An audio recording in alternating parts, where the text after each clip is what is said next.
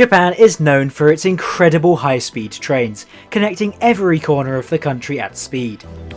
But what if I told you this one train goes too fast? This is Japan's Sonic train, connecting Fukuoka with the Ōita Bay. The only problem? I think this train might just go too fast, riding so rough I nearly fell over.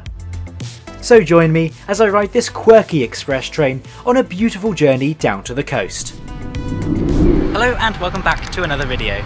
Today I'm here at Hakata Station in Japan and I'm going to be catching the Sonic train down to Ōita. I'm booked into green car, which is first class for this journey. Let's go!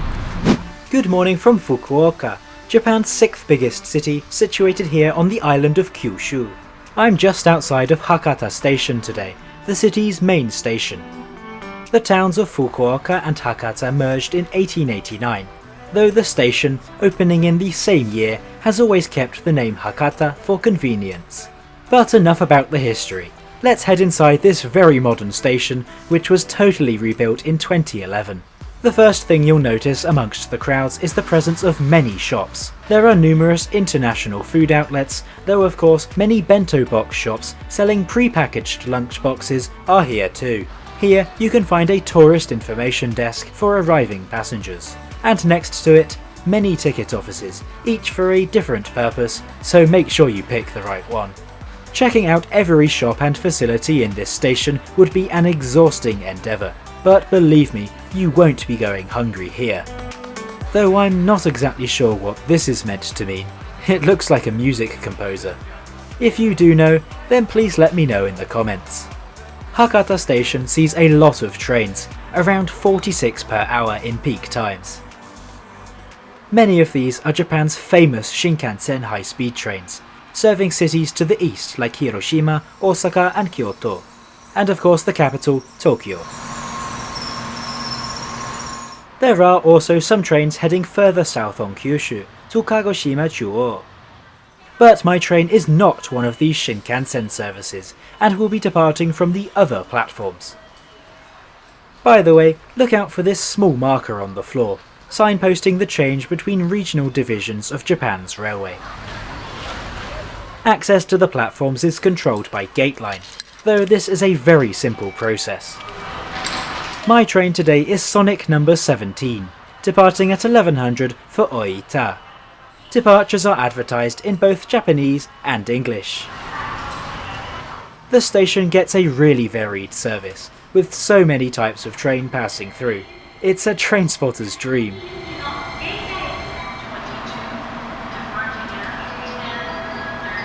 Japan's regular railways mostly run on 1067mm narrow gauge, with this extra small track being very noticeable.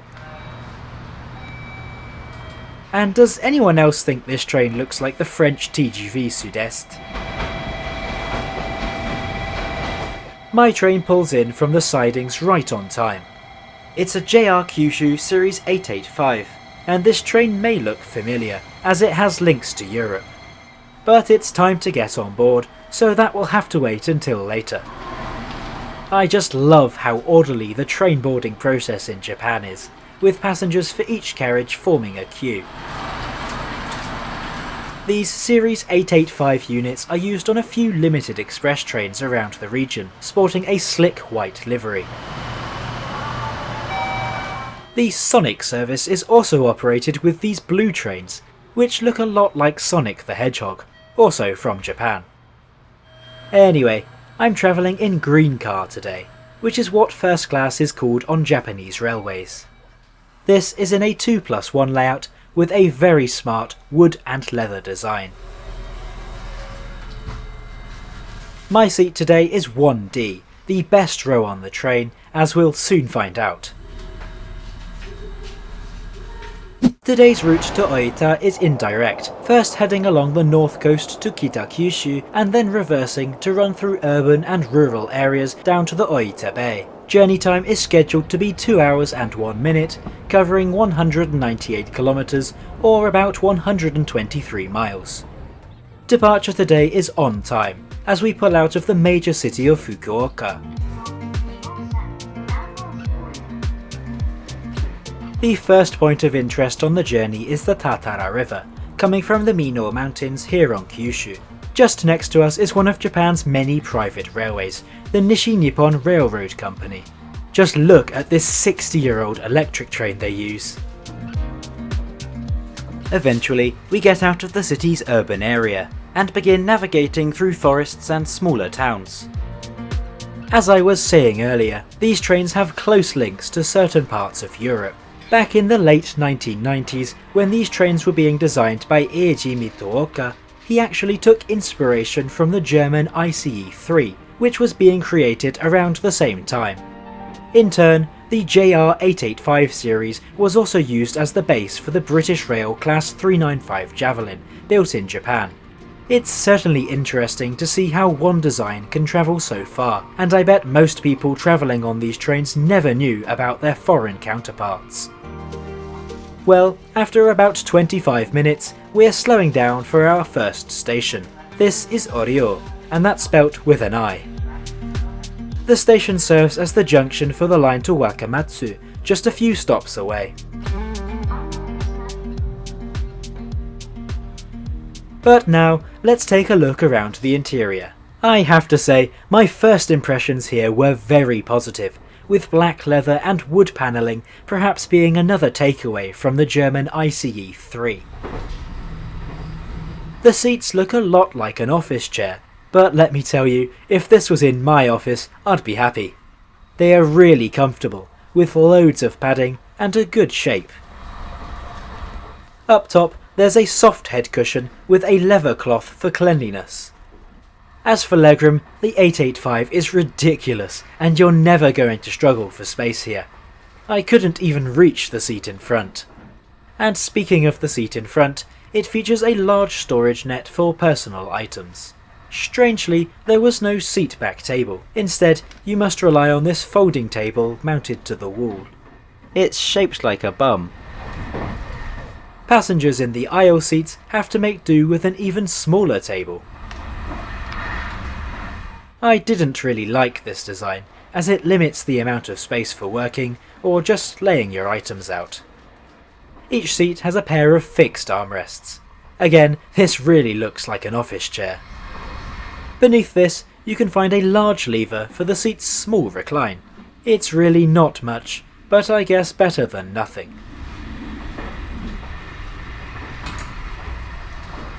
All windows feature an effective sunblind, and I really liked the square pattern on them. Between windows there's a folding coat hook. And finally, just down here you can find a power socket of the standard 2-pin Japanese style. Overall, I really liked this interior so far, and there's still a lot more to see.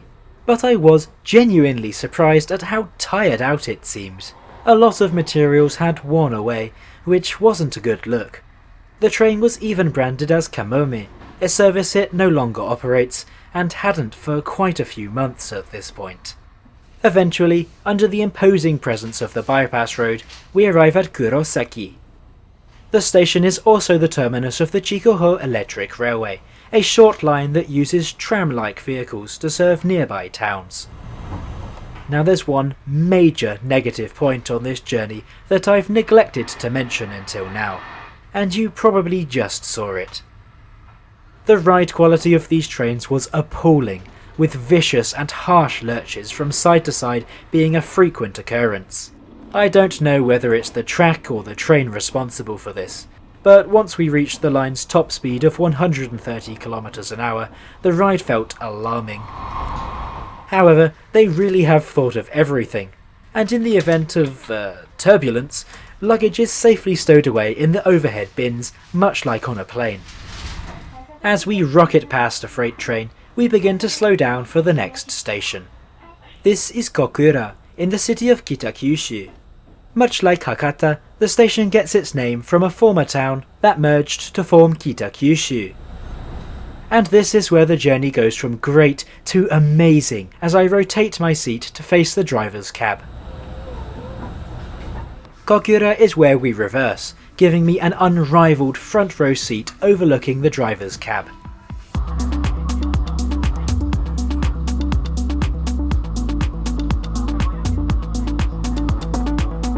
we continue along the Nippon main line, only ever a couple of kilometers away from the coast. By the way, these 885 series trains have a tilting mechanism, allowing them to lean into curves. This is supposed to make things smoother for the passenger, though in reality our train rocketed along the tracks with all the calmness of a raging bull. Having a view of the driver's cab also allows me to enjoy watching the driver carry out shishakanko, a method of heavy machinery operation requiring the driver to point at and announce important signs and signals, confirming their concentration. As a limited express service, we pass through most of the route's many smaller stations. One example of these is Tsuiki, a small town of 16,000 people. But now, let's go and have a look around the rest of the train. All other carriages consist of ordinary seating, which is what Japan calls second class. This is in a 2+2 layout and uses similarly plush seating to that you'll find in the green car. In the vestibules, you'll find a dedicated area for phone calls, something I love, though sadly it would never work back in the UK. There's also artwork depicting various Japanese characters, though sadly I have no idea what these mean. One quite strange feature I found was the presence of public fridge freezers, though I can't really understand why these would be provided. If you know why, please leave a comment. Some carriages have these awesome full body height windows, allowing a great view of the passing scenery, or alternatively a view of the harsh bouncing between carriages. Back outside, we are briefly heading inland to avoid Mount Futago, and really putting the tilting capabilities of this train to full use. Whilst a lot of the route runs along fairly flat landscape, this section of the route weaves through forested hills and mountains, making it a welcome change. One of my favourite parts had to be the split level bridge across the Yasaka River, which came about when the line was double tracked to support a more frequent service. And I nearly forgot to mention, these trains have free Wi-Fi. This was easy to connect to and actually offered some really good speeds for browsing. We are now running very close to the coast, with a panoramic view over the Ōita Bay.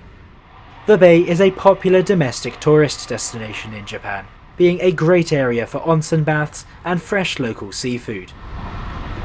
The view outside of the train begins to feature larger buildings. It's a sign we're entering Beppu, one of the area's major cities.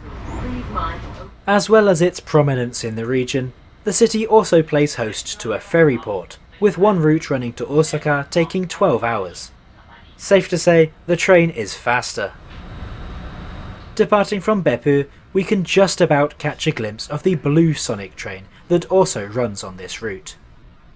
By the way, this line is electrified with 20 kV AC overhead wires, a very uncommon system that is only used in limited areas of Japan and nowhere else in the world.